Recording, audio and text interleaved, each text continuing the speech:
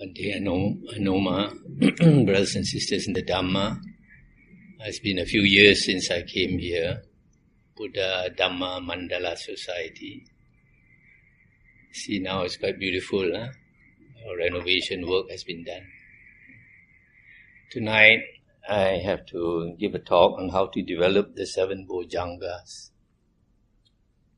This is a very important topic. And most of the suttas and the Bojjhangas are found in the Samyutta Nikaya, chapter 46, called the Bojjhanga Samyutta. Bojjhanga is translated as factors of enlightenment, or factors of Bodhi, or Bodhi factors. In the Sutta 46.8, it is said, those who have undertaken the 7 Bojjhanga have undertaken the Aryan path leading to the complete destruction of suffering. So if you practice the 7 Bojjhangas, this is the Aryan path to the complete destruction of suffering. But this is also said of the Aryan Eightfold Path. Aryan Eightfold Path consists of 8 factors which if you develop will also end with complete destruction of suffering. So these two are quite related, the 7 Bojjhanga and the Aryan Eightfold Path. The difference is on the stress on the different factors.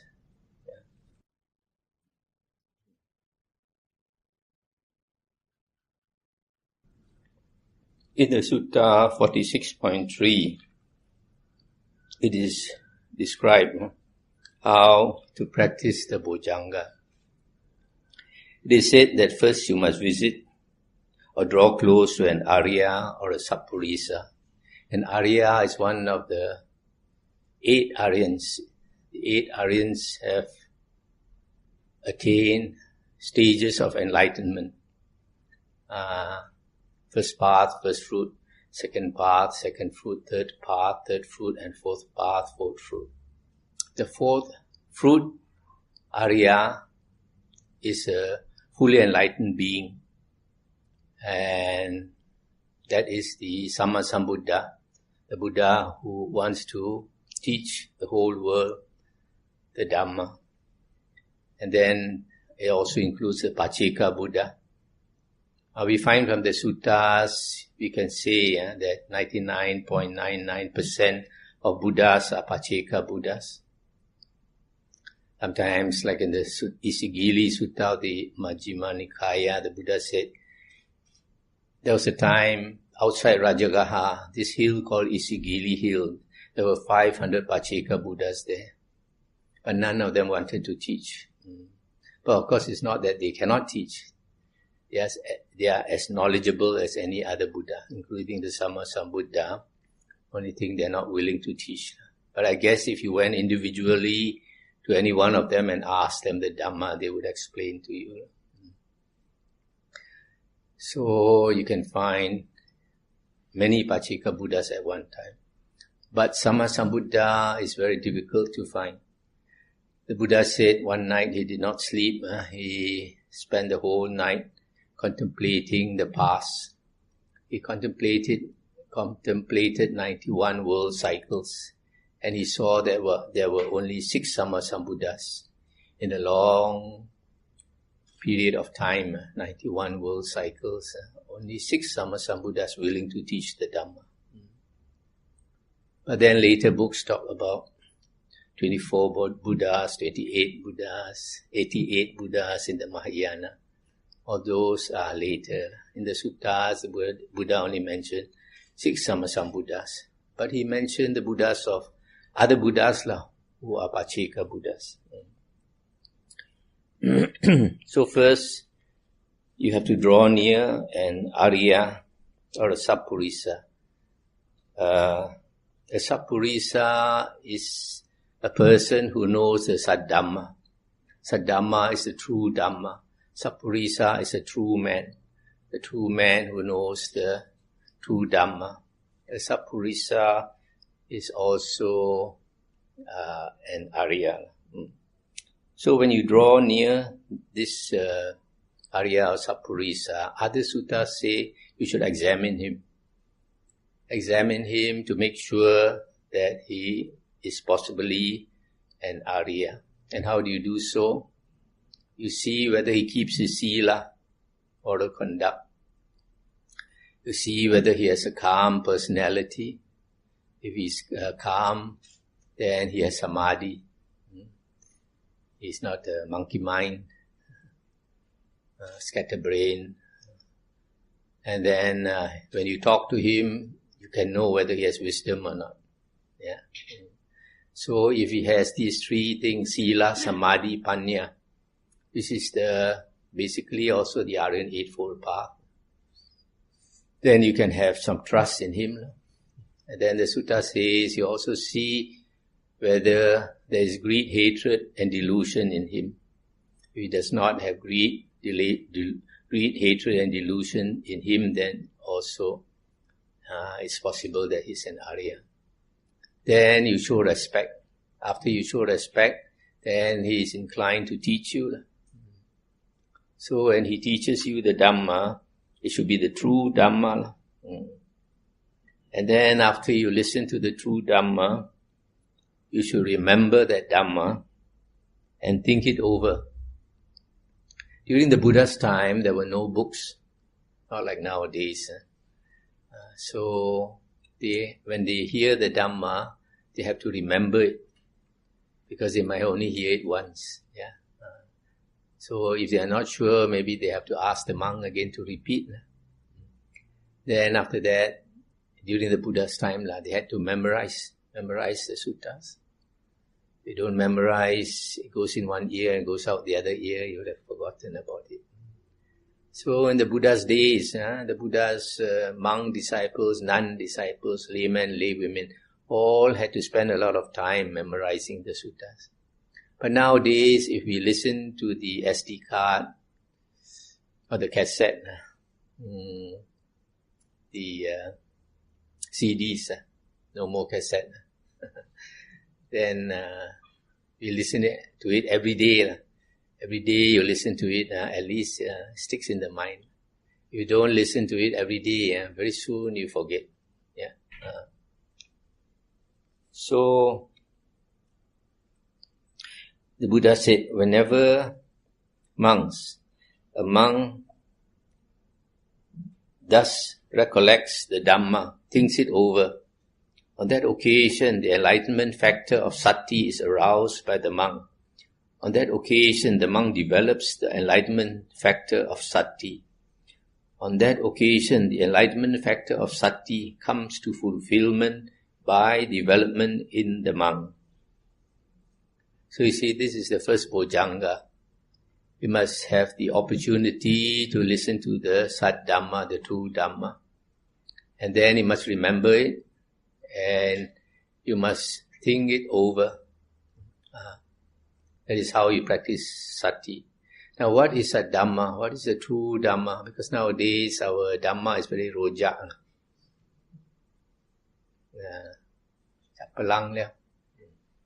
So we have to be clever. We have to be smart. Nowadays, everything we do have to be smart. So the Buddha said that his true Dhamma will last 500 years. Later books, they talk about 5,000 years. But in the suttas, the Buddha said his true Dhamma will last 500 years. Not that after 500 years you don't have the true Dhamma. But what the Buddha meant was, after 500 years, false Dhamma will appear. And the Buddha mentioned this in several suttas. In the Kassapa Sangyutta, chapter 16, I think, of the Sangyutta Nikaya, 16.13, the Buddha said, the true Dhamma will not disappear as long as the false Dhamma has not emerged. But when the false Dhamma arises, the Buddha said, then the true Dhamma will disappear. And the Buddha said, it is the foolish people here who cause the false Dhamma to appear. He was talking to the monks, to the Sangha. So what he meant was, it is the Sangha, it is the monks themselves who create the false Dhamma in the future. Future monks will create the false Dhamma. And that will slowly cause the true Dhamma to disappear. Also, the Buddha mentioned in another sutta in the Samyutta Nikaya 20.7, Upama Samyutta, the Buddha said that in the future the false Dhamma will appear, and then people will find it difficult to distinguish between the true Dhamma and the false Dhamma. And because people find it difficult to distinguish, then people will not have that interest in the Dhamma. The Buddha also gave a simile of false gold. The Buddha said nowadays there is no false gold, everybody wants to buy gold. But one day false gold will appear. And when false gold appears, people find it difficult to distinguish between true gold and false gold, and then people will be alarmed, they're not buying. So, since the Buddha said the true Dhamma will last 500 years, we have to know what was the true Dhamma within that 500 years. And luckily we have Emperor Asoka. Emperor Asoka lived about 250 years after the Buddha's passing away. And he had so much faith in the Buddha that he wanted the people to know the Buddha's teachings. So he got the words of the Buddha carved on stone pillars. And he erected these stone pillars on the roadside for people to read. And now, after over 2,000 years, archaeologists have dug up these stone pillars, and they find during Emperor Asoka's time, the Dhamma was only 5 Nikayas. Digha Nikaya, long discourses of the Buddha consisting of 34 suttas, long suttas. Majjhima Nikaya, consisting of 152 medium-length discourses. Samyutta Nikaya, over 2,000 short discourses, topically arranged. And then Anguttara Nikaya, over 2,000 suttas, numerically arranged. And then the last one was the Khuddaka Nikaya. Khuddaka means minor, smaller collection. But nowadays, they have kept adding books to it, so it has become a major collection. In Thailand and Sri Lanka, there are 15 books in the Khuddaka Nikaya. But in the Burmese tradition, in 1956, they had a Sangha council and they added 3 more books inside there. And all the monks knew that those 3 books were not the words of the Buddha. And yet they put those books there. So it shows how people keep adding the books. So you investigate the books in the Khuddaka Nikaya, you find only 6 can truly be accepted because it conforms to the earlier 4 Nikayas. These 6 books are the Dhammapada, Udana, Itivuttaka, Sutta Nipata, Theragata, Therigata. Only these 6 books are reliable. So that is the true Dhamma, the 5 Nikayas, earliest 5 Nikayas of the Buddha. Then we find exactly 500 years after the Buddha's passing away, we have later books emerging like the Mahayana Sutras and the Abhidhamma and commentaries. 900 years after the Buddha's passing away, the Visuddhimagga appeared. Nowadays, some monks teach according to the Visuddhimagga. You find in these later books that they have some Dhamma, that is why people are attracted to it. But at the same time, they add a little Adhamma. And that little Adhamma, they say things that the Buddha did not say. For example, in Mahayana Sutras, they talk about the 7th and the 8th consciousness. But in the early Buddha's discourses, he only talked about 6th consciousness. So they created the 7th and the 8th consciousness in Mahayana. And then similarly with the Abhidhamma. In Theravada, we have the 7 books of the Abhidhamma. The first 3 or 4 is okay, it conforms to the early suttas. But the later, the last 3 books, they say a lot of things that the Buddha did not say. Talk about Kalapas, Javana, Bhavanga, Patisandhi, Chitta, Chutti, Chitta, and all these things that the Buddha did not say. But then, these people who wrote these later books, saying a lot of things that the Buddha did not say, they did not study the words of the Buddha in the 5 Nikayas enough. If they had studied enough, they would know in the Digha Nikaya, Sutta 29, the Buddha said his teachings of the holy life are perfect and complete. If the Buddha's teachings are perfect and complete, it means you cannot make it more perfect. You cannot make it more complete. The Buddha also said that if you think you want to add to his words, you don't see his Dhamma. If you don't see his Dhamma, you don't have right view. You're not an Arya. Only when you see the Dhamma, vision of the Dhamma, which is Dhamma Chakku, Fa Yen, only if you see the Dhamma, understand the Dhamma, you have right view. So all the people who wrote the later books, they are not Arya, according to the Buddha. If they appreciated the suttas of the Buddha, they would know that it's more than enough. Since the Buddha said that his teachings are perfect and complete, it also means that he is the top class Buddha. You cannot find another Buddha whose teachings are superior to our Buddha Gautama. Because his teachings are perfect and complete. At the most, the best other Buddha you can find can only equal our Buddha Gautama. Cannot be better than our Buddha Gautama. And our Buddha Gautama is not only the best in the teaching and wisdom, he's also one of the greatest in psychic powers. In one of the suttas, the Buddha went to the Brahma heavens to teach Mahabrahma. Mahabrahma in the Rupa Loka and the Rupa form realm has great psychic powers. Some of these Mahabrahma, their light can shine up to 100,000 worlds so far. So when the Buddha came to teach him, he was not impressed by the Buddha.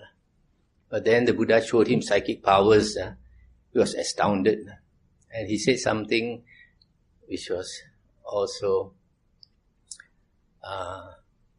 he said, he has never seen another ascetic whose psychic powers are so great like this Samana Gautama. Buddha used to be called Samana Gautama. Mahabrahma has a long life. Such a long life that he has seen many ascetics with psychic powers fly up to the Brahma heaven and other devas also. But he had never seen anybody with such great psychic powers as our Buddha Gautama. So a lot of people don't appreciate that we have one of the best Buddhas ever available. Don't appreciate his teachings, his suttas. Like in the Mahayana, they say our Pali suttas are xiao cheng, small vehicle, pariya. They are great. And similarly, for those who praise the Abhidhamma, they say the Abhidhamma is the higher teaching. Suttas are inferior, so they don't want to spend time studying the suttas. It's a great shame because they never investigated properly. So that is the first Bojjhanga, Sati Bojjhanga. Then coming to the second Bojjhanga, which is Dhammavichaya, investigation of the Dhamma. The Buddha said, dwelling thus mindfully, he investigates that Dhamma with wisdom,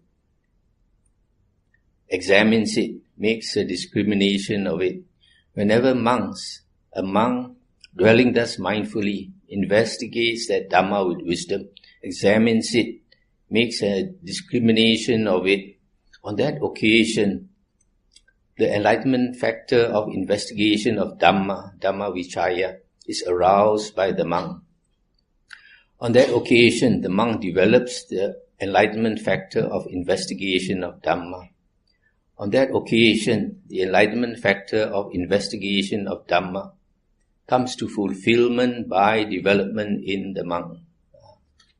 So this is how you practice the second Bojjhanga. After you have learned the Dhamma, you must investigate it with wisdom. Examine it carefully. Now, I will explain this too. Sati, if you look up the word sati in the Pali dictionary, you find it comes from a word which means to remember. The basic meaning of sati is to remember, to recollect. In 9 suttas, sati, the Buddha defines sati in this way. A person has sati when he remembers what he said and he did a long time ago. So we translate sati as mindfulness, but it has to do with remembering. So when we meditate, we train our mind to be mindful.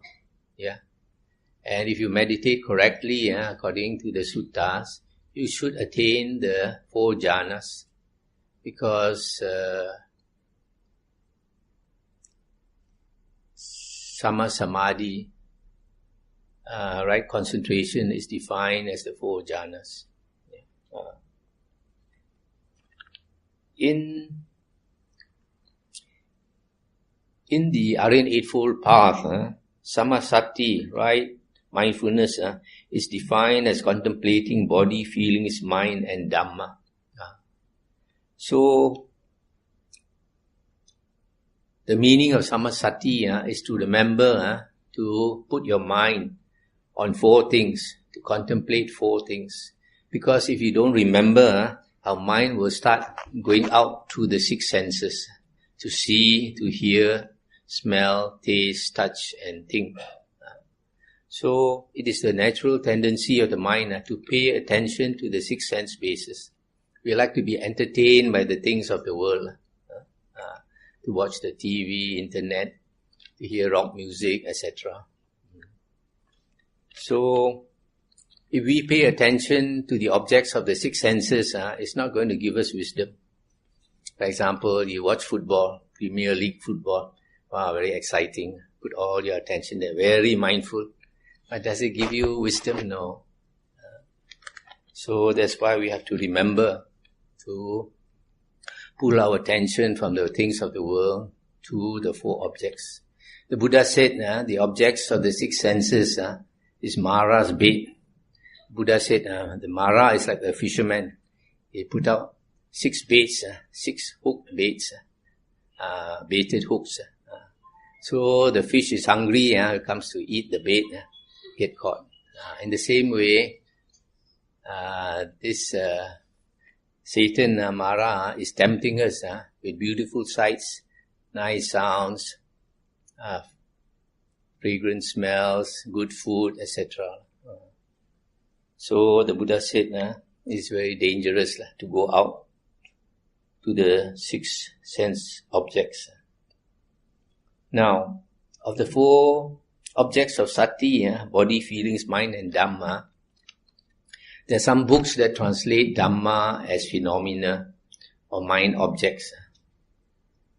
But when we see suttas like this Bojjhanga, Sati Bojjhanga, then we know Dhamma does not refer to mind objects. Dhamma refers to the Buddha's teachings.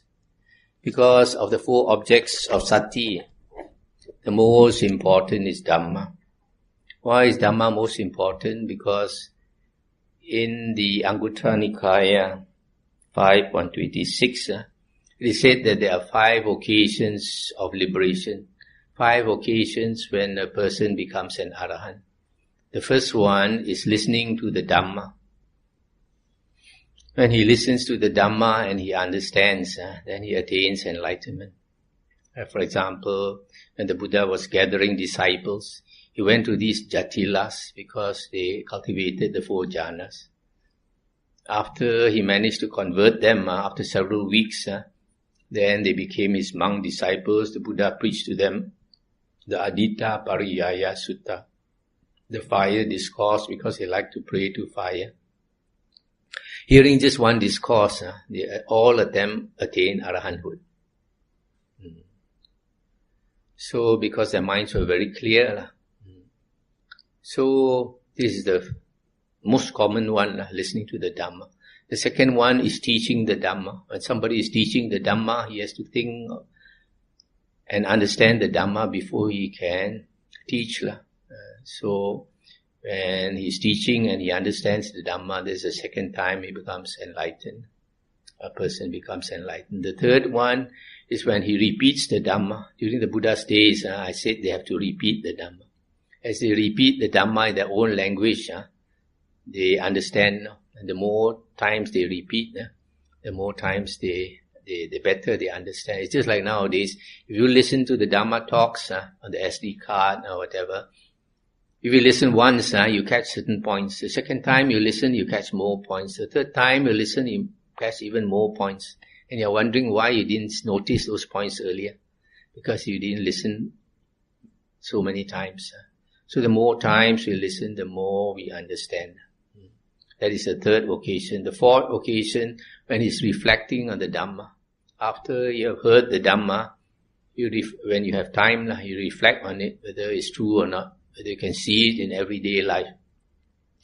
And the fifth occasion is when a person is meditating. So out of the 5 occasions, when a person becomes enlightened, 4 of them have to do with Dhamma. And this Dhamma refers to the Buddha's teachings, not to mind objects. So that is Dhamma. By the way, although these 5 occasions are mentioned as occasions of liberation, I believe they are also occasions for attaining the various paths and the fruits. For example, to get the lowest path, the first path, you have to listen to the Dhamma and understand. And then when you understand, you see the Dhamma means you have right view. Once you have right view, you have entered the stream, become an Arya. And then the suttas say that when you attain the path, the same lifetime, the wisdom will mature, it will turn to fruit before you die. Not immediately. Abhidhamma says immediately, but suttas say after some time. Because suttas say that you can make offerings, dana, to a path attainer, to a fruit attainer. But if a person attains the path and immediately he becomes the fruit, before he can say hello, he already turned to fruit. So how to make offering to a path attainer? So that's why you find, if you know the suttas well, you can see the contradictions between the later books and the earlier suttas.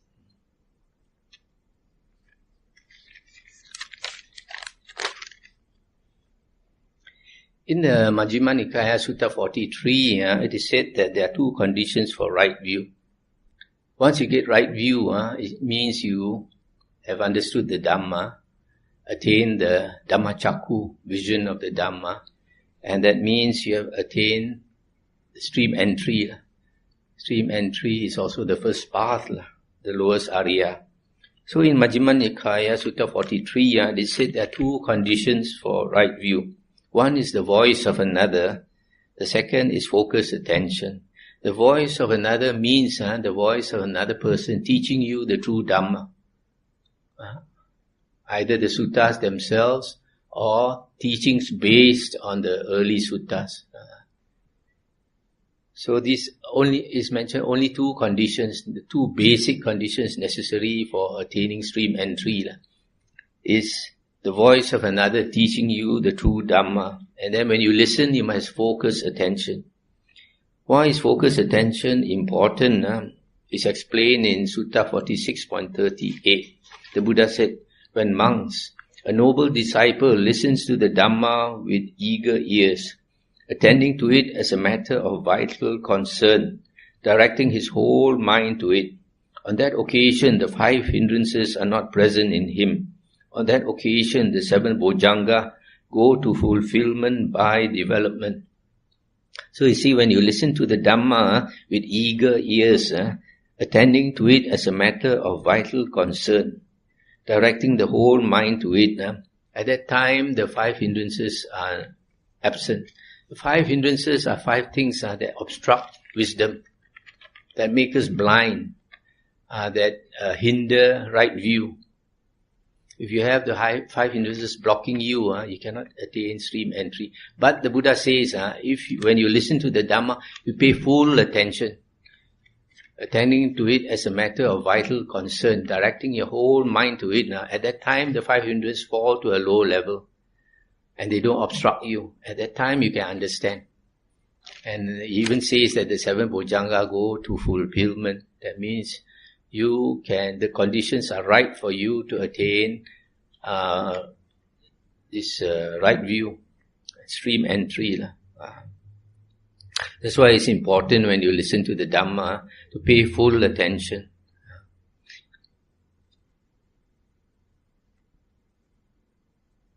So we find that in the suttas, many people came to listen to the Dhamma for the first time, and then they attain stream entry. Afterwards I will mention, it's not that difficult as some people think.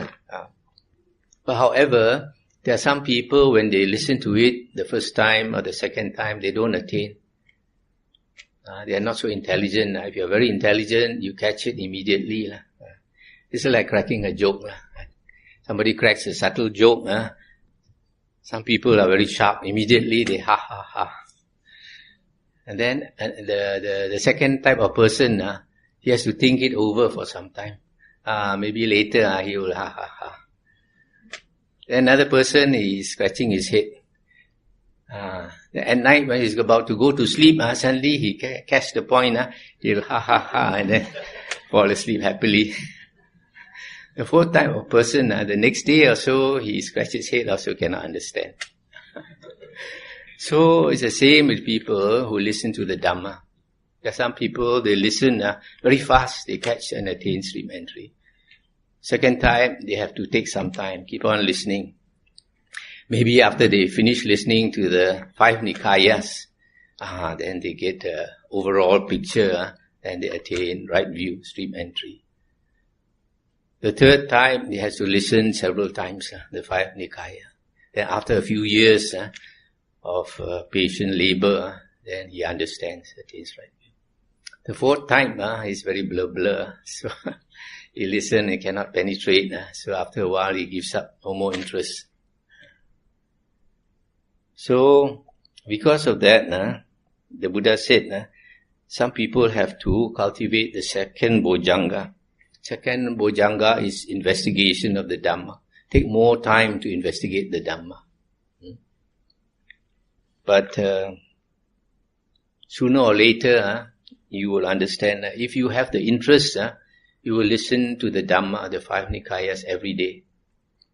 I think today we brought some CDs in a plastic box. I don't know whether it's all taken up. And some SD cards you can buy from a brother there. The SD card contains about 300 hours of Dhamma talks. And we have remaining is the English and the Hokkien. And it's $10. It's about the cost of the SD card.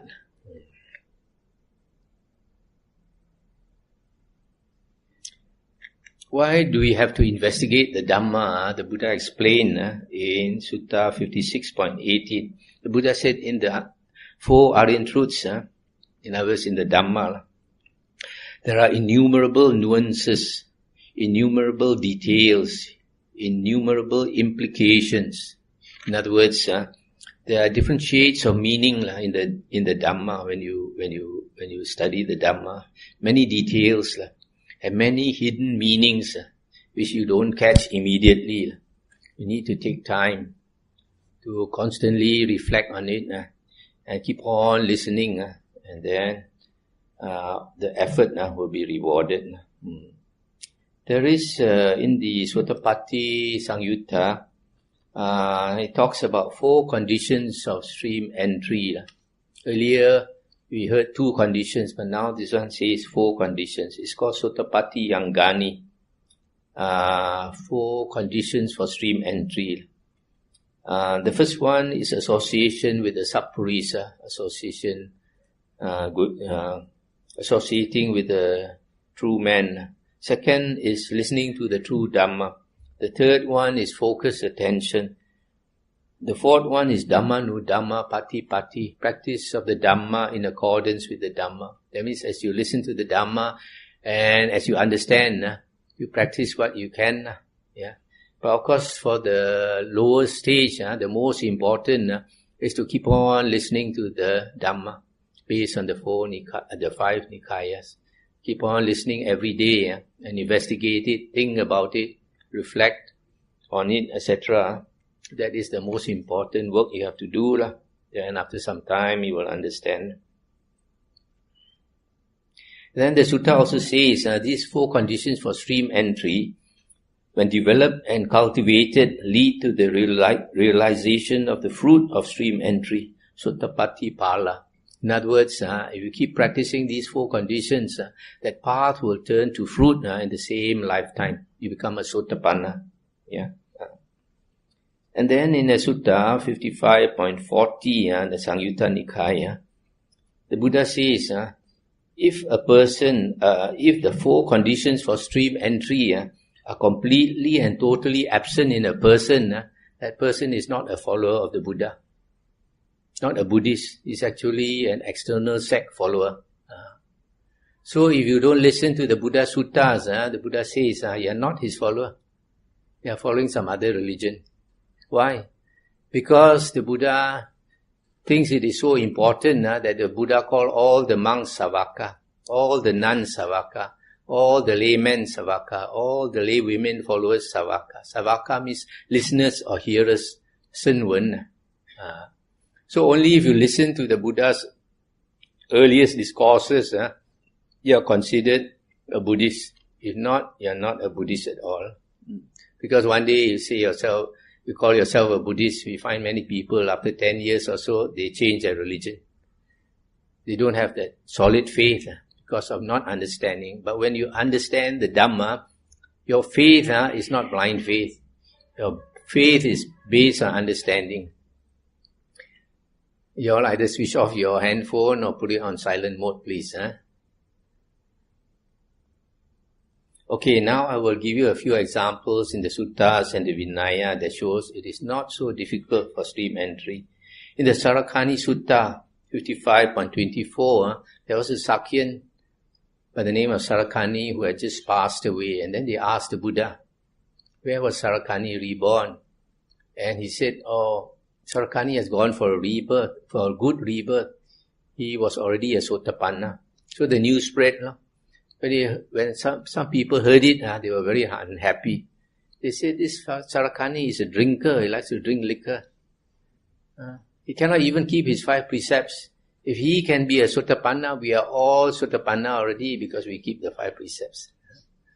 So the news came back to the Buddha. The Buddha said, Sarakani has taken refuge in the Buddha, Dhamma and Sangha for a long time. Why can't he be a Sotapanna? In other words, he has listened to the Buddha for a long time already, has understood the Dhamma. Then the Buddha said something very surprising. The Buddha said, you look at these big trees. If I were to teach the Dhamma to these trees and they can understand what I say, even the trees can become Sotapanna. Why can't Sarakani become Sotapanna? Yeah? So you all have a good chance to be a Sotapanna. So the Buddha did not say, if I taught the trees meditation, they can become a Sotapanna. It is not by meditation that you become a Sotapanna, it's by hearing the Dhamma. Before the Buddha was enlightened in India, there were a lot of yogis who practiced very hard to end suffering. They meditated so well, some of them had psychic powers, but you could not find a single Arya. It's only when the Buddha started teaching that Aryans appeared by the thousands, tens of thousands. Then, in the Vinaya books, one of the Buddha's disciples is one of those who like to meditate, not interested in the Dhamma, not interested in the Sutta. Devadatta was his name. When the Buddha taught the Dhamma, he would not pay attention. There is a sutta in the Majjhima Nikaya where the Buddha scolded one of the monks. He said, I notice every time I teach the Dhamma, you don't pay attention. Like a small boy. So, Devadatta was one of those. Because he was very ambitious, wanted to get psychic power. So he meditated so hard now, he had psychic powers. And because he had psychic powers, the Prince Ajatasattu was very fascinated by him. Became a fervent disciple. So, one day, this Devadatta, he saw the Buddha was very old already. He asked the Buddha to step down. He said, let him take the Buddha's place. And the Buddha scolded him in front of all the monks. He said, I never asked Sariputta or Moggallana to take my place. You want to take my place. Scolded him very badly in front of all the monks. He got so angry, he wanted to kill the Buddha. So he tried several ways to kill the Buddha. But of course, once he had the intention to kill the Buddha, he lost all his psychic powers, or lost all his jhana. Because he did not have right view. So, he asked this Prince Ajatasattu to give him some men to do some work.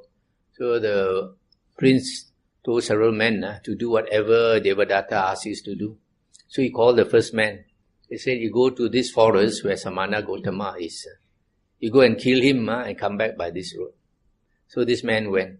After this man had gone, he called two men. He told the two men, when this man comes back by this road, you kill him and come back by another road. Then he asked 4 to kill the 2, asked 8 to kill the 4, asked 16 to kill the 8. So that it would be difficult to trace who gave the orders. So the first man went off, and then he came to where the Buddha was. He saw the Buddha sitting there waiting for him. Then he got a shock. This guilty feeling. He knew must be the Buddha knows what he's up to. So he put his weapons down and confessed to the Buddha. He had no intention to kill, but he was ordered to do so. The Buddha said, never mind, you sit down, I will teach you the Dhamma. But Buddha taught him the Dhamma, he attained stream entry. And the Buddha said, you don't go back by that road, 2 people waiting to kill you. Run off another way. So he left, and then the other 2 waited, could not wait. They came to where the Buddha was. Same thing, they saw the Buddha, they got frightened. Buddha also asked them to sit down, taught them the Dhamma. 2 also attained stream entry. 4 came also attained. 8 came also attained. 16 came also attained. Such people can attain, surely we all can attain, isn't it? So that is another clear case. And then there was another time in the Vinaya books where the Buddha converted 1,000 Jatilas, matted hair ascetics. They became his monk disciples. And then after that the Buddha preached to them one discourse and they all became Arahants. Then the Buddha brought them to Rajagaha to see King Bimbisara. And King Bimbisara threw a big lunch dana for all of them and asked the people of Rajagaha to come up and see the Arahants. It was very rare to see Arahants. So according to the Vinaya books and the Suttas, 120,000 people came. So many. After lunch, the Buddha spoke to all of them. And all of them attained stream entry. And then another occasion in the Vinaya books, 80,000 people came to see the Buddha.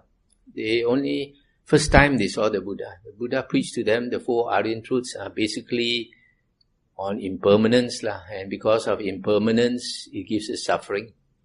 And impermanence also implies non-self. Nothing that is permanent in the world. Everything is changing like a flux of energy. Never stands still. So, they also, 80,000 also attained stream entry. So, some people when they hear this Bhante simply say, listening to Dhamma can attain stream entry. They are not happy. They say, during the Buddha's time is different. The Buddha is a Sammasambuddha. When he speaks, he has psychic powers people can understand. Is it true? Not necessarily, because they didn't study enough. In the Vinaya books, Sariputta and Moggallana, they were external ascetics, following, I think, the Samana, Sanjiva, I think. So one day, Sariputta went on alms round, Pindapata, and then he saw this Venerable Asaji, one of the first 5 Arahants, on alms round. And when he saw Venerable Asaji, he was taken back because Venerable Asaji looked so calm, and the face was so serene and bright, totally different from other monks. So he went to Venerable Asaji and asked Venerable Asaji, Bhante, who's your teacher? He thought if the disciple is like that, the teacher must be greater. Who's your master? And what does he teach? So Venerable Asaji had just been an Arahant. Venerable Asaji said, I've just become a monk under my teacher. I don't know very much Dhamma. Then Venerable Sariputta said, doesn't matter, little or much, you just tell me what you know. Then Venerable Asaji said, my teacher teaches like this. Chinese we say, 诸法因缘生, 诸法因缘灭. All dhammas arise from conditions. All dhammas cease from conditions. So Venerable Sariputta is a very sharp person. When he heard that, he understood everything in the world arises from conditions. And because of conditions, they all cease. It's not like somebody created everything in the world. So he saw impermanence. Everything arises and ceases. He attained stream entry, right view. Then he found out where the Buddha was and all this. Then very happily he left and went to see Moggallana.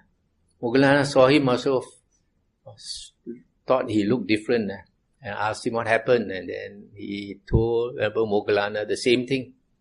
And Venerable Moggallana also attained stream entry.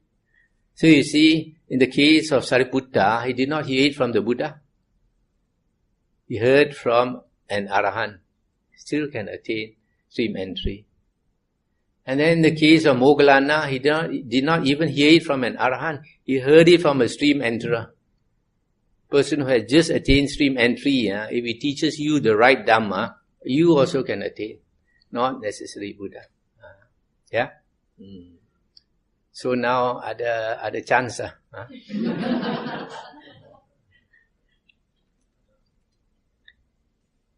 Once a person becomes a Sotapanna, there are 4 characteristics. He has unshakable faith in the Buddha, Dhamma and Sangha. He never changes his religion. And he has the Aryan precepts. What are the Aryan precepts? The Aryan precepts are found in the Aryan Eightfold Path. There are 3 factors that constitute Sila. Right speech, right action, and right livelihood. If you investigate this, these 3 factors, you find there are 7 precepts. 3 body precepts, 4 verbal precepts. Not to kill, not to take what is not given, that is not to steal, not to engage in sexual misconduct. Verbal, not to lie, not to engage in divisive speech, not to engage in coarse or vulgar speech. And the 4th is not to engage in idle gossip. So these are the 7 precepts. If you can uphold these 7 precepts, you have a chance to become an Arya. Also, once a person becomes a Sotapanna, he has a maximum of 7 lives left. So because of only 7 lives left, he has very little suffering. Because if you don't attain stream entry, you'll be going around the round of rebirths endlessly. Because the Buddha said, there's no end to samsara. There's no end to time. So in the long cycle of samsara, you will fall into the ghost realm countless times. You will be an animal countless times. You go to hell countless times. So once you become a Sotapanna, the suffering remaining is very little. Also because once you become an Arya, your blessings is very great. Very great.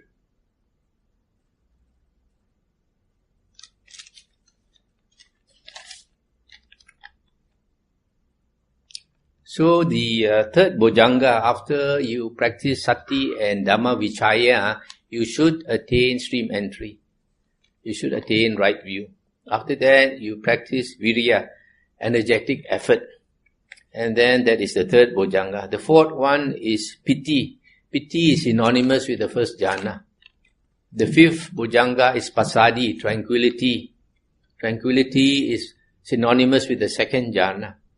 The sixth Bojjhanga is samadhi, concentration, synonymous with the third jhana.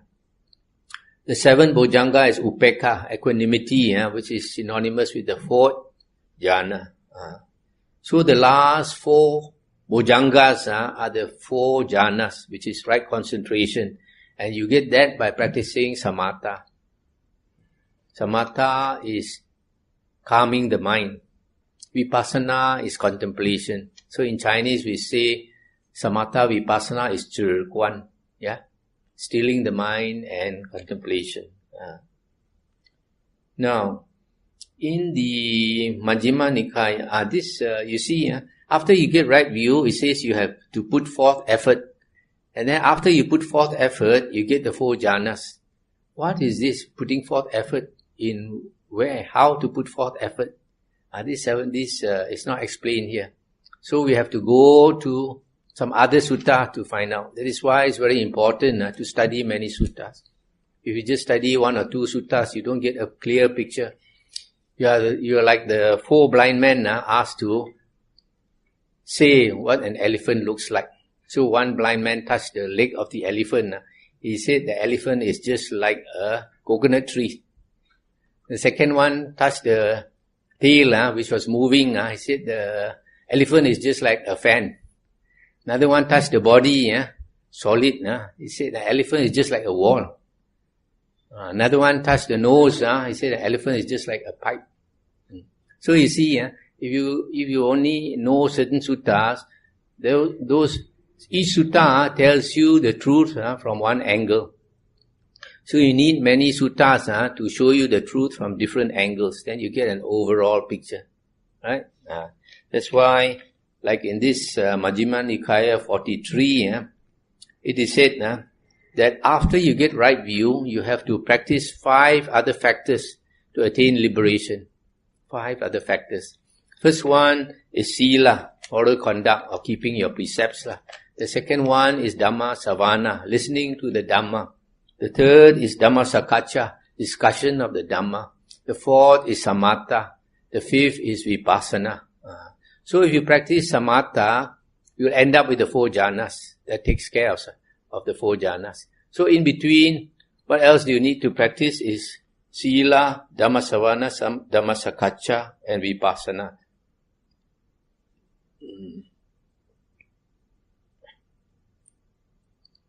And what is this Sila? Now we refer again to the Aryan Eightfold Path. In the explanation of the Aryan Eightfold Path, in the Majjhima Nikaya Sutta 117, it is said there is only one way to practice the Aryan Eightfold Path. You must enter the Aryan Eightfold Path by right view, the first factor, not any other factor. Some people don't understand. Right view, you must get from listening to the Dhamma. Some people practice the last factor first. They meditate.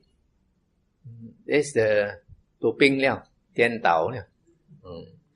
You can only enter the Aryan Eightfold Path through right view. And then this Majjhima Nikaya Sutta says, after you get right view, it brings you to right thoughts. And then after that, it will bring you to right speech, and then right action, then right livelihood, then right effort, right mindfulness, and right concentration. These factors follow naturally. So how come? You see, once you get right view, you get rid of your wrong views. You get rid of your wrong prejudices. You get rid of your wrong thoughts. So you will naturally have right thoughts. And then that will bring you to right speech. Why? Because before you can talk, you must think. Think only you can speak. So if you have right thoughts, then you will naturally have right speech. And because of right view and right thoughts, you will also have right action. You won't harm other living beings. And because of that, you will have right livelihood. You don't harm other living beings through your thought, through your speech, through your action. You will have right livelihood. So you see, once you get right view, these 4 other factors follow quite naturally. Right? If you understand the Dhamma. Then after that, you have to put forth effort, right effort. and right mindfulness. This right effort and right mindfulness is vipassana. Chinese we say nei guan, and it's something you practice in everyday life, not in meditation. Nowadays they talk about vipassana meditation. It's not the Buddha's teaching. Vipassana meditation was created later. The Buddha's teaching is only samatha, because in the Majjhima Nikaya, Venerable Ananda was asked what type of meditation is praised by the Buddha. And he said first jhana, second jhana, third jhana, fourth jhana. Only this is Buddhist meditation. And then he said the type of meditation that is not praised by the Buddha is the type of meditation, if you practice, it does not cut the 5 hindrances, does not eliminate the 5 hindrances. But you find in some other sutta that only jhanas can eliminate the 5 hindrances. Long term lah. Short term is by concentrating your mind when listening to the Dhamma. So vipassana is what we practice out of meditation. When you sit down with your legs crossed, you should only practice samatha. And when you are not in meditation, you put your attention on your body, feelings, mind and Dhamma. And why do you need to practice right effort and right mindfulness? Because you need to, these two together is development of character. Please don't play with your handphone when you are listening to Dhamma. It's not showing respect. Oh, okay. I thought you are contacting somebody. Okay, so this right effort and right mindfulness. If you want to practice right effort, you must also practice right mindfulness. They come together. Yeah. And the purpose of vipassana is to get rid of unwholesome states and to develop wholesome states. Because the Buddha says unwholesome states bring you down, bring you to woeful planes of rebirth, to the ghost realm, animal and hell realm. And wholesome states bring you up to heaven, to human rebirth. What are unwholesome states? Greed and lust, anger and hatred, arrogance and pride, deceitful and cunning, shameless, lazy, selfish, ungrateful, disrespectful, unmindful. All these are unwholesome qualities. And wholesome qualities are generosity, kindness, compassion, humility, honest and straightforward, diligent, morally upright, mindful, etc. So we have to make effort to cultivate these wholesome states and get rid of unwholesome states. And as we do that now, our character develops. That's why it's called development of character. And when you practice samatha, you develop your mind, because when you attain the jhanas, you get rid of the 5 hindrances. 5 hindrances obstruct us a lot, give us a lot of mental suffering. And some people, when their hindrances are very strong, sometimes you see in the newspaper, an old man raping the granddaughter because his sensual desire overwhelms his mind, enslaves the mind. He cannot control himself. And some people, the anger is so strong, when they get in the argument, they kill somebody. Yeah. So these 5 hindrances are great obstructions. But when you attain samadhi, they are pushed down to a low degree, where there are no more obstructions. It's not that they are not there anymore, they are still there. But they become so little that they are not obstructions. So I like to give a simile of the lalang. Lalang is a tall grass. Suppose you were walking in the jungle and in front of you 7-8 feet tall lalang. It's a big obstruction because you can't see the tiger hiding behind the lalang. And then as you walk through the lalang, it cuts your face, cuts your hands and all that. Yeah. But if you cut it down to 12 inches, it is no more an obstruction. It is still there, 12 inches. Yeah. So in the same way, if we attain the first jhana, it's like the lalang cut down to 12 inches. It's no more an obstruction. It's still there. And then when you attain the second jhana, it's like the lalang has cut down to 8 inches. When you attain the third jhana, it's like 4 inches. When you attain the fourth jhana, it becomes 1 millimeter. So little. That's why the Buddha praised the fourth jhana. The Buddha says when a person attains the fourth jhana, the mind is so still that the breathing stops. And then when he comes out of the fourth jhana, if he walks, he's like walking in heaven. If he sits, he's like sitting in heaven. If he lies down, he's like in heaven. And the mind is so clear. The Buddha says if a person attains the fourth jhana, the mindfulness is perfectly pure, parisuddhi, perfectly pure. So pure that when he comes out of the fourth jhana, he can remember his past lives. 10 lives, 100 lives, 1,000 lives, hundreds and thousands of lives he can remember. But there is a monk who doesn't understand, and he says, what is the use of jhana? When you attain jhana, you have no mindfulness. Because he studied the Abhidhamma so much, he's not familiar with the suttas. So the Buddha said, disrespect for samadhi is one of the factors that cause the disappearance of the true Dhamma. Nowadays, some people look down on samadhi, they think it's not necessary. It's very necessary because only with samadhi you get a very clear mind. So, here you can see the third Bojjhanga, when you say put forth effort, is upholding your sila, which comes naturally after you get right view. But the two other things are very important here is Dhammasavana and Dhammasakacha. Listening to the original Dhamma and discussing the original Dhamma. So before you got right view, to get right view, you have to listen to the true Dhamma to get right view. And after you get right view, to become an Arahant, you still have to listen to the true Dhamma and discuss the true Dhamma to understand. In addition to practicing samatha and vipassana. So you can see how important knowledge of the true Dhamma is. You don't have a good knowledge of the true Dhamma, you cannot become even the lowest Arya. That's why you find the Buddha's disciples, during the daytime, they after they go on alms round, come back, eat their food, then they spend the time meditating. Every night they come together and discuss the Dhamma. These are the two pillars of spiritual practice. Listening to the original suttas and meditation to clear the mind. Because the clearer your mind is, the more easily you can understand. When we practice samatha, meditation, we train our mind to focus on one object. It's something the mind does not like to do. The mind likes to go out and play, out to the six senses and play. But we don't allow it. We always bring it back to our breath. Keep pulling back.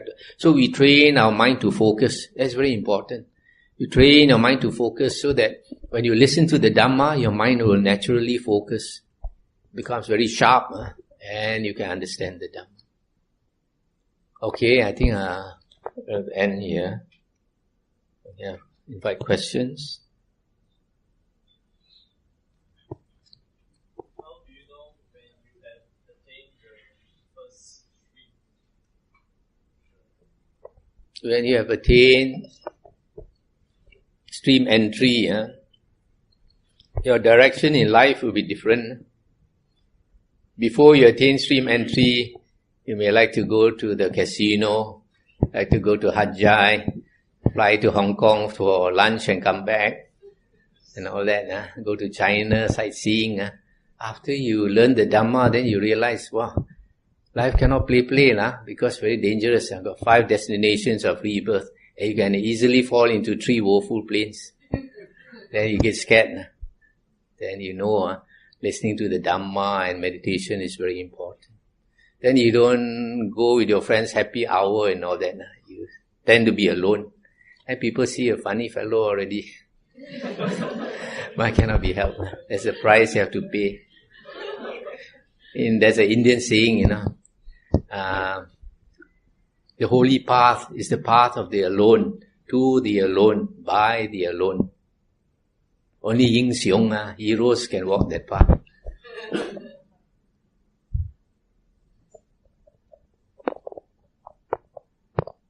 So if a person has not changed, he claims to be a Sotapanna, cannot believe. Some people go for a retreat and they come back and they say, their teacher said, it go liao, Sotapanna. But you find the temper is still so big, still so arrogant, wants everybody to know that he is a Sotapanna.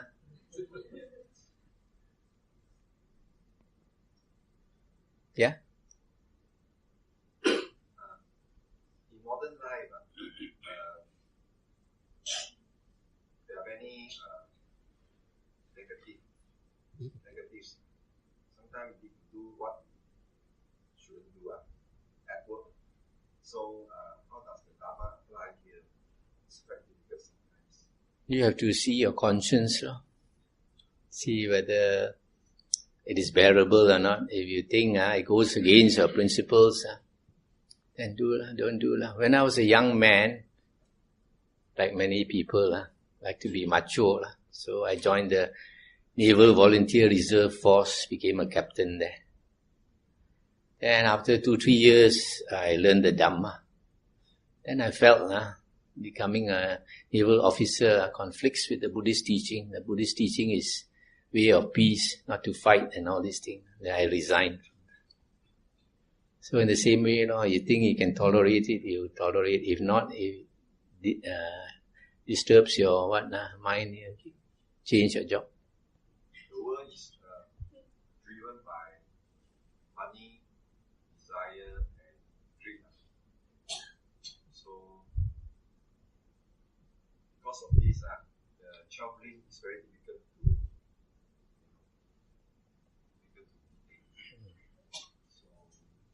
We're not asking you to be an arahant in this life. You can attain stream entry, it's good enough. Or maybe we can have a windfall, then we can turn over. Then we can live this samsara life, A few years ago, I read about a doctor in Singapore. After he graduated, he was one of the top students in studies and sports. So he graduated as a doctor, I think from NUS, and then he wanted to become a specialist. He studied, but he thought a bit slow to make money. So he went into this, what do you call it, plastic surgery. You beautify the lady, tighten the skin and all this. Within the first year, he became a millionaire. After a few years, he had a few doctors under him, became a multi-millionaire. He bought Porsche, Ferrari and all that. Then at the age of 40-something, suddenly he got cancer. 4th stage cancer. Then, just before he died, he went back to NUS and talked to the students. He said, life is not all about making money, he said. He said after making so much money, now that he's dying, he finds there's no purpose in life. So you have to be wise.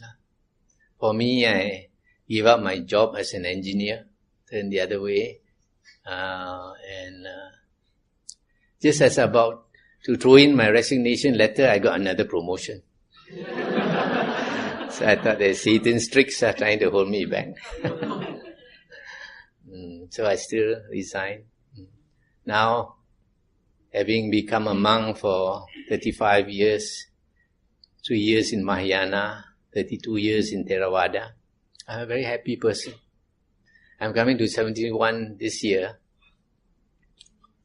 I think my life is meaningful because I benefit myself and benefit other people. I've taken the trouble to teach the 5 Nikayas in English, all the 5 Nikayas. And I think 4 Nikayas in Hokkien. And it has benefited many people. There's few people come and tell me how their life has changed after listening to the Dhamma, some of them with tears in their eyes. And I know 3 or 4 people whose depression was cured after listening to the Dhamma. Because depression, because it's of attachment, we cannot let go. Or gives us mental suffering. So when you understand the Dhamma, you start to let go. And you become much happier. So, materially, I'm very poor. Not a cent to my name. But inside, not so poor.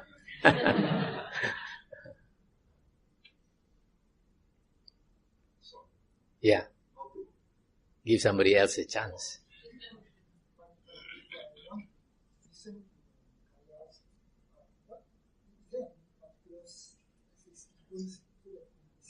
You just follow the sequence in the SD card.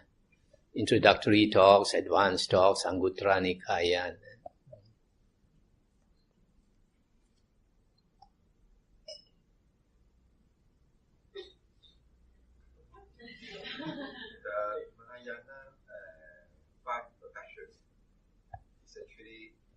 almost similar as the Eightfold Path. Are you talking about the paramitas? 6 paramita. Okay. It's like, almost the same as the Eightfold Path. Not different. It's totally different. It's only rearrangements. No, totally different. The 6 paramitas, perfections of character, are worldly things. Don't bring you out of samsara. It's not in the original. The Buddha never even heard of the word paramita. These paramitas, there are 6 in Mahayana, and then Theravada later, Kyasu, make it 10. These are based on the Jataka stories. Jataka stories are grandmother's tales which existed before the time of the Buddha. And then after the Buddha was enlightened, they used this to teach children. Because these Jataka stories are useful for children. There's a moral behind them. I come from a Baba Nonya family. When I was young, my grandmother used to tell me stories of Sangkanchil, which were very nice to hear, Sangkanchil. But these are all stories. Because you think about it, these Jataka stories, animals can talk. And animals are smarter than men. Like the rabbit, he saw the hunter hunt the whole day, did not shoot any animal. So at night the hunter was very hungry. He boiled the water, nothing to eat. So this wise rabbit jumped into the pot, committed suicide for the hunter to eat. Dana, sacrifice. This is foolishness, because the Buddha said, a wise person's dana, offering, charity, must not harm himself, must not harm others. Same with the Vesantara Jataka. Vesantara Jataka, I said the Buddha tried to perfect his parami of giving. So he gave away his wife and his 2 children to a heartless beggar. He knew the beggar would beat them. Yet he gave his wife and his 2 children to the beggar. Senseless. There are many such things in Mahayana. I spent 9 years in Mahayana. 6 years as a layman and 3 years as a monk. So I know quite well. For example, there's one Mahayana Sutra that says the Buddha is walking in the forest, and then he saw a skeleton lying there. And then in front of all his disciples, he bowed to the skeleton. And they asked him, Bhagavan, why do you bow to this skeleton? He said, Nanda, you don't have wisdom. This one could have been my mother or my grandmother, grandmother or grandfather or whatever in the past life. Imagine, skeleton, if he can bow, what if he sees the real life being? He should bow, isn't it? The Buddha said, there's hardly any being you meet who has not been your relative in the past.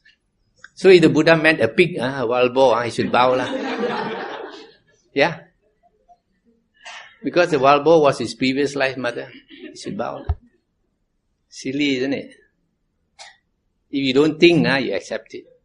When we are new in Buddhism, I accepted a lot of things, very fascinating. But later, when we learn to think, I was in a Catholic school for 12 years. When I was young, I was very taken up by the Catholic religion. I used to go to the chapel every day and pray. When I was in Form 6, this computer start to work. Then they say things like, if you don't baptize, become a Christian, you go to hell forever and ever. And not logical. I suppose a person is not a Christian, but he's a good man.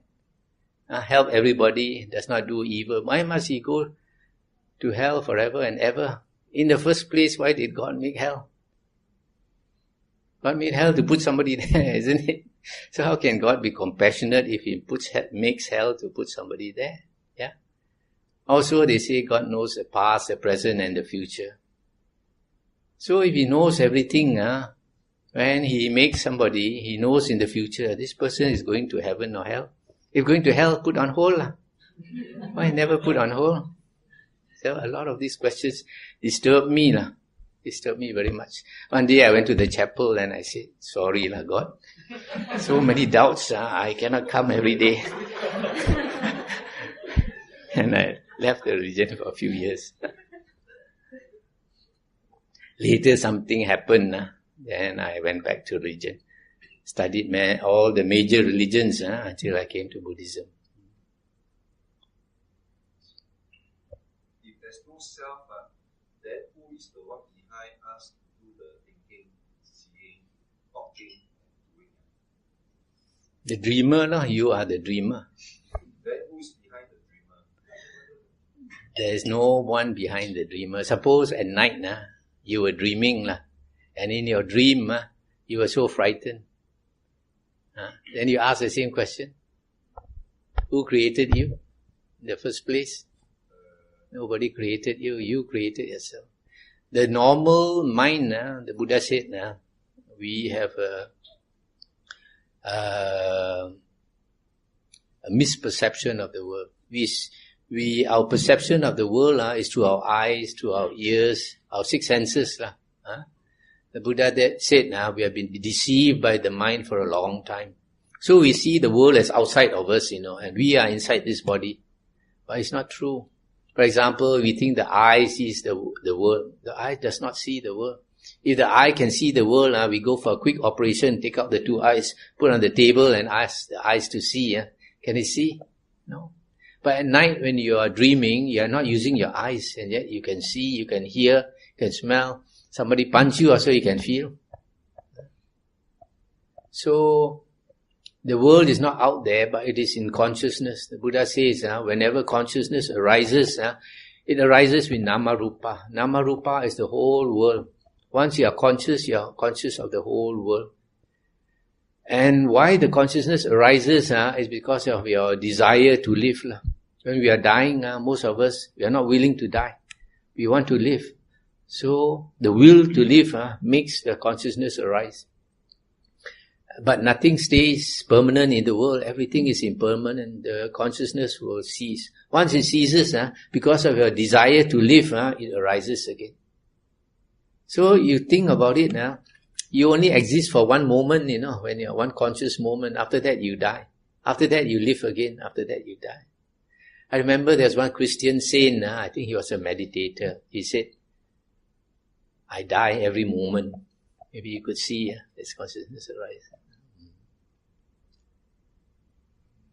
So it is because of not understanding the Dhamma, you just believe your senses. You go and listen to the 5 Nikayas later. After listening a few times, then you come and ask me. That means the consciousness belongs to all of us. Don't think too much, you go cuckoo.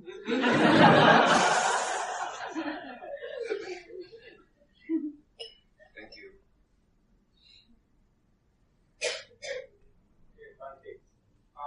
In the mindfulness of breathing, anapanasati, it's mentioned in this 7 factor of enlightenment 4 times. Why? Those 4 factors is not anapanasati. Those 4 factors are the 4 jhanas. No, you mentioned the 16 patterns, right? The 1 to 4, 5 to 6. Are you talking about Bojjhanga? No, mindfulness of breathing, the sutta. Okay. 118. Right? And then you mentioned this will fulfill 4 foundation of mindfulness, and 4 foundation of mindfulness will fulfill 7 factors of. It's mentioned 4 times. He said to the body, to the feelings, to the mind, and to the why. Why? Because when you see, when we start off practicing anapanasati, mindfulness of the breath, we contemplate only one object, which is the breathing, which is considered part of the body. But when a person is practicing this anapanasati, he has to be very, very mindful. He's practicing satipatthana. And satipatthana and sati are different. Sati is just mindfulness. Satipatthana is intense state of mindfulness. If you go into our website or our Facebook, Vihara Buddha Gautama, there is a booklet, I think I brought a few copies, Contemplation and Meditation. That explains the difference between sati and satipatthana. Sati is what you practice in normal everyday life, right? Mindfulness. But satipatthana is what you practice in meditation, intense state of sati. To understand this, you have to listen to the Satipatthana Suttas, where the Buddha described how to practice Satipatthana. It's different. It's intense state of mindfulness. So when you practice intense state of mindfulness, the mind is changing. Feelings are changing. For example, piti, delight, arises. When you attain the first jhana, delight arises. Happiness arises. That happiness is body happiness as well as mental happiness. So if a person is practicing correctly, the Buddha's meditation is mindful of all these. He is mindful of the four objects of sati also, because even though he is contemplating one object, his mind is so clear that he can notice all the other things. So like in the Anupada Sutta, Majjhima Nikaya 111, the Buddha described the states of jhana experienced by Venerable Sariputta. He said when he attained the first jhana, the feelings that arise, he knows. Those that persist, he knows. Those that cease also he knows. The perceptions that arise and all that, the changing state of mind, he can see the Dhamma, everything. So you have to study more suttas, then you understand. You just study Anapanasati Sutta, you won't understand.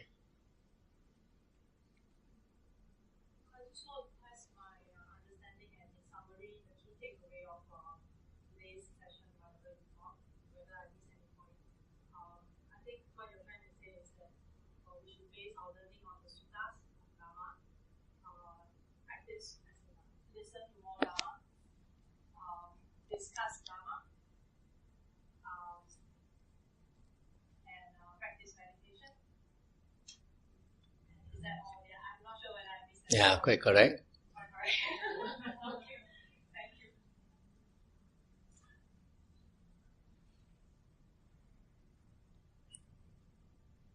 Yeah. Is it possible to study Sutta without referring to the commentary or self-commentary? Just by purely studying. Yes, but the problem is if you study the suttas by yourself in the books, you find hard to understand. There were several people who tried to study the Nikayas by themselves and they found so difficult they stopped. But when they listened to my talks, then they said it was much easier to understand. The reason is because after I speak the sutta, I explain. And I explain using different suttas. As I mentioned just now, if you are a blind man, you touch the elephant's foot and you think an elephant is just like a coconut tree. But if you touch the different parts of the elephant, then only you get an overall picture. Much easier if you listen to my talks. Like if you can't get the SD card today, you can download from the internet, our website.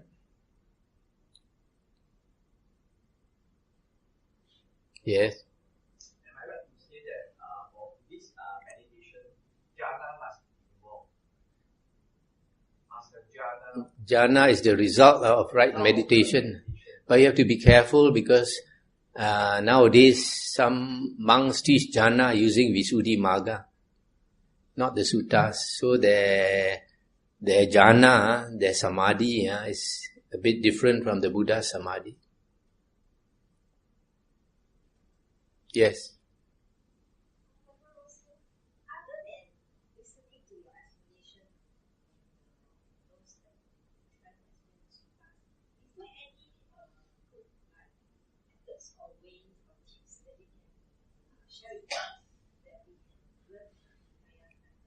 Other ways of what?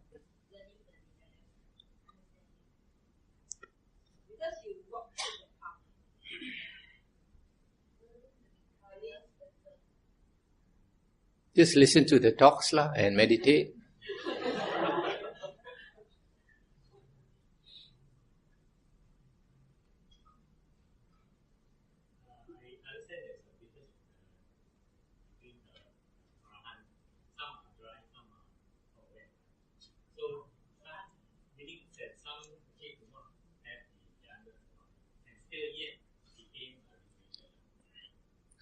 That is wrong view. That comes from the commentaries.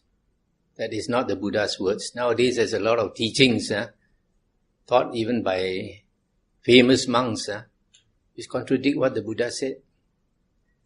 In the suttas, in the Anguttara Nikaya 9.12, 3.86, the Buddha said the Sotapanna and the Sakadagamin, the first and the second fruition, Arya, they have perfect sila. The Anagamin has perfect sila and perfect samadhi. The third fruit, Arya, has perfect sila and perfect samadhi. Perfect samadhi is the 4 jhanas. Okay?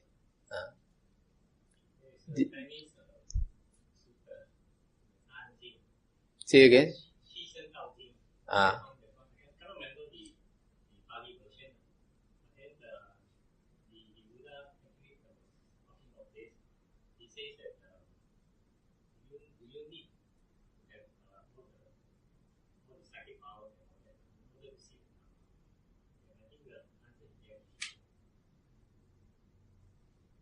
Wait. We are not talking about psychic powers. We are talking about the jhanas.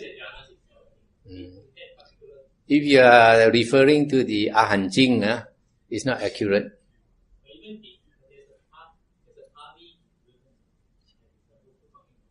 No. Susima Sutta has been purposely misinterpreted. After this, I talk to you about Susima Sutta. But, okay, this one, I was mentioning the Sutta in the Anguttara Nikaya, where an Anagamin must have 4 jhanas before he can become an Anagamin. And Arahant has perfect sila, samadhi and panya, meaning he must have 4 jhanas before he can become an Arahant. Just now I mentioned about the Jatilas, matted hair ascetics. The Buddha went to them because they had attained the jhanas. And the Buddha only spoke 1 sutta and they all became enlightened. There's another sutta in the Majjhima Nikaya. The Buddha says that there is a path to eliminate the 5 lower hindrances. Without walking that path, it is impossible to eliminate the 5 lower hindrances. When you eliminate the 5 lower hindrances, you become an Anagamin. And Arahant has also eliminated the 5 lower fetters. And that path is the 4 jhanas. Without the 4 jhanas, you cannot become an Anagamin and an Arahant. So the commentaries, which was written by later monks who could not attain the jhanas, because to attain the jhanas, you have to practice like the Buddha's disciples, go and live alone in the forest. But those monks who wrote the commentaries and the later books, they are scholar monks. They live comfortably in a monastery and they don't have to work. They have so much time, they start writing all this nonsense. So they say, the commentaries say, there are 5 types of Arahants. One has 4 jhanas, one has 3 jhanas, one has 2 jhanas, one has 1 jhana, and one has no jhana. This is totally in contradiction to the Buddha's earliest discourses. And then referring to the Susima Sutta, in the Susima Sutta, there was an external sect ascetic. He and his monk friends, they were very jealous of the Buddha because the Buddha's monks receive a lot of offerings and they receive very little offerings because they did not practice well. So their sect asked somebody to go and become a monk under the Buddha Gautama and learn their secret. So he went and asked to be ordained. Susima asked to be ordained as a Buddha's monk. So he was ordained. After he was ordained, he saw some Arahants declaring final knowledge. That means the attainment of Arahanthood to the Buddha. And then whenever they declared that they had become an Arahant, he went to them and asked them, have you attained this psychic power and that psychic power? They said no. Have you attained the arupas? Arupas are the arupa jhanas lah. What do you call it? Wusa chan, is it? Chan and Se chan and Wusa chan. Usa is formless jhanas. And they said no. They said we have attained liberation through wisdom. Okay, that's all they said. They did not say they did not have any jhanas. They did not say they don't have the 4 jhanas. They said they don't have psychic powers and they don't have arupa, formless jhanas. That's all. And then he asked a few of them also, he got the same reply. Then after that, he came to ask the Buddha. And the Buddha said, whether you understand or you don't understand, these monks are liberated by wisdom. And then the Buddha said, first there must be unshakable understanding of the Dhamma. That means first you must become a Sotapanna, must get right view. Afterwards, Nibbana. So first thing you must get right view first. After that, you put effort. Continue the practice. Just now I mentioned 5 factors. Sila, listening to the Dhamma, discussion of the Dhamma, Samatha and Vipassana. In the case of Samatha, you don't need psychic powers. In the case of Samatha, you also don't need the Arupa jhanas, the formless jhanas. What you need is the 4 jhanas. And these 4 jhanas are Rupa jhanas. So all the Arahants had attained the 4 Rupa jhanas. They don't need the Arupas. So they purposely misinterpret that. I say the Arahants don't have jhana. The sutta doesn't say they don't have jhana at all. Yes. How about something called Vipassana jhana? Is there such a thing? No, rubbish. This is totally rubbish. Vipassana jhana. Contemplation jhana. How can you have contemplation jhana? Yeah. So, Rupa jhana is a criteria for liberation. Yes, minimum 4 jhanas for total liberation. Go into insight meditation. Say again. In order to proceed into insight. There is no such thing as insight meditation. That was created later. Insight comes from contemplating the Dhamma, contemplating the body, feelings, mind and Dhamma, 4 things. In daily life. No, meditation, the aim of meditation is to eliminate the 5 hindrances. That's why the Buddha said, remember Ananda said, the type of meditation praised by the Buddha is the 4 jhanas. The type of meditation that is not praised is the type where you don't eliminate the 5 hindrances. So, yes, it's long term lah. But jhanas are not necessary for stream entry because there is a sutta 55.40 where the Buddha talked about 2 types of Sotapanna. One is the diligent Sotapanna, one is the negligent Sotapanna. The diligent Sotapanna, after he attains Sotapanna, he does not make further effort to attain any jhana. The diligent one makes further effort to attain the jhanas. The negligent one does not make any effort to attain the jhanas. That shows both of them don't have jhana. This is the only sutta in the 5 Nikayas that says very clearly that Sotapanna does not need any jhana. But if you want to attain Sakadagamin, the second fruit, you need at least the first or the second or the third jhana. And then for Anagamin and Arahant, you need 4 jhanas. Yeah.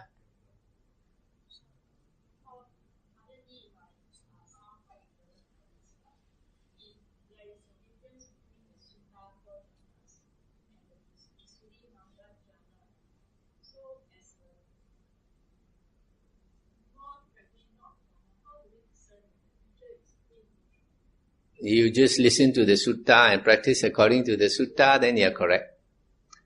No need to know so much. You haven't come to the stage when you need to know.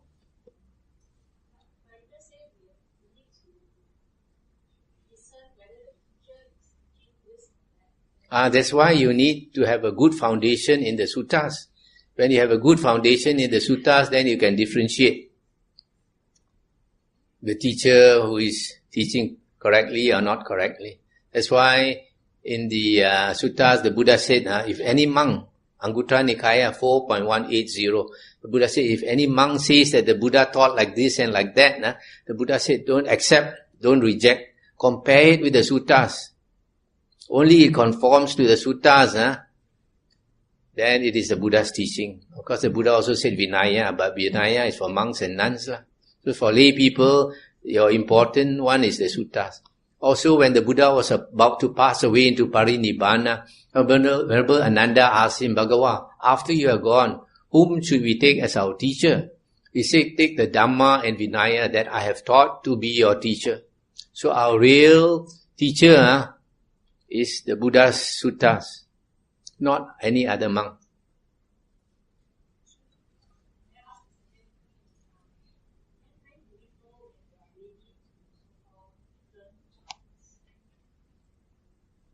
Don't ask so many questions. Just study the suttas and progress slowly.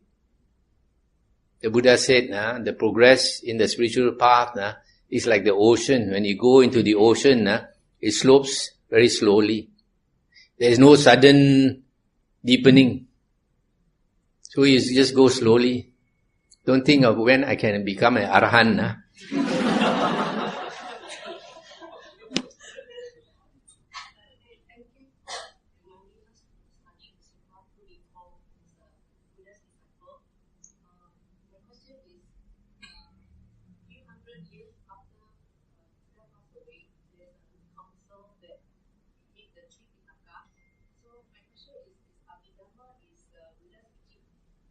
No, Abhidhamma was created about 500 years after the Buddha's passing away.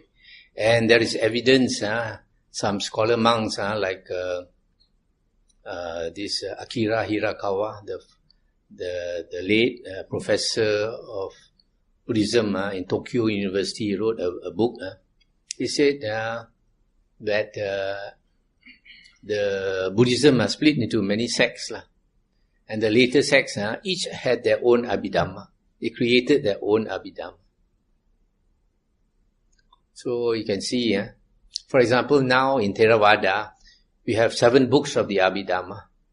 The first 3 or 4 books is quite okay, it conforms to the early sutta. But the last 3 books, they added a lot of things which the Buddha did not say.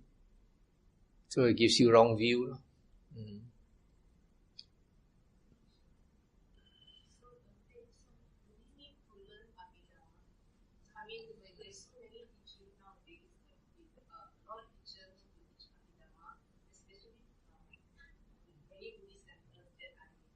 If you don't have a good foundation in the suttas, why do you want to learn the Abhidhamma? The Buddha says his teachings are perfect and complete.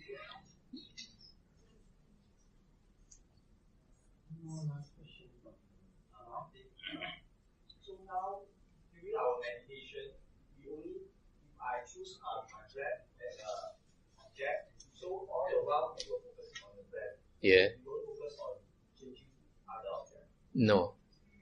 There's a Chinese Zen saying, more line, more chan, 4 line, 4 chan. Buddha comes, cut him off. Mara comes, cut him off.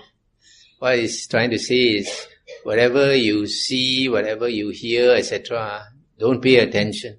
There's some people, they meditate, they want to see heaven, they want to see hell, and they start imagining, they can see heaven, they can see hell. After some time, they go cuckoo.